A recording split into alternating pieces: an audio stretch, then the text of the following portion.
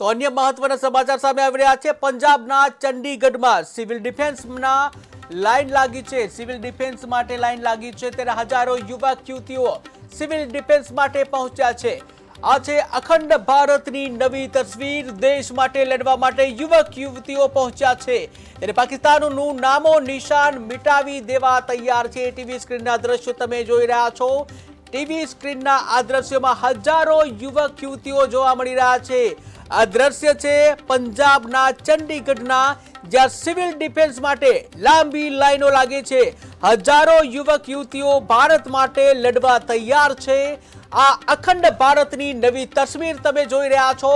અખંડ ભારતમાં ભારત અને પાકિસ્તાન વચ્ચે જે તણાવ સંબંધ છે, આ તણાવ સંબંધમાં લડવા માટે યુવક યુવતીઓ, ભારતના યુવક યુવતીઓ પણ તૈયાર છે। સિવિલ ડિફેન્સ માટે યુવક યુવતીઓની લાંબી લાંબી લાઈનો તમે જોઈ રહ્યા છો।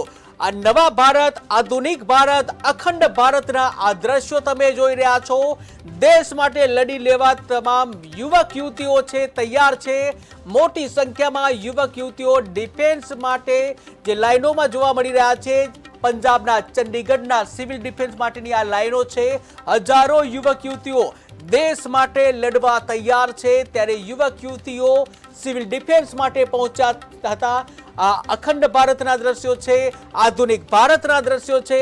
હજારો યુવક યુવતીઓ ભારત માટે લડવા માટે તૈયાર છે ત્યારે હજારો યુવક યુવતીઓ દેશ માટે લડવા માટે તૈયાર છે અને પંજાબના ચંડીગઢ ખાતે પહોંચ્યા હતા ત્યારે દેશ માટે લડી લેવાના મૂડમાં તમામ યુવક યુવતીઓ છે ત્યારે પાકિસ્તાનનું નામો નિશાન મિટાવી દેવા પણ ભારતના યુવા યુવક તૈયાર છે।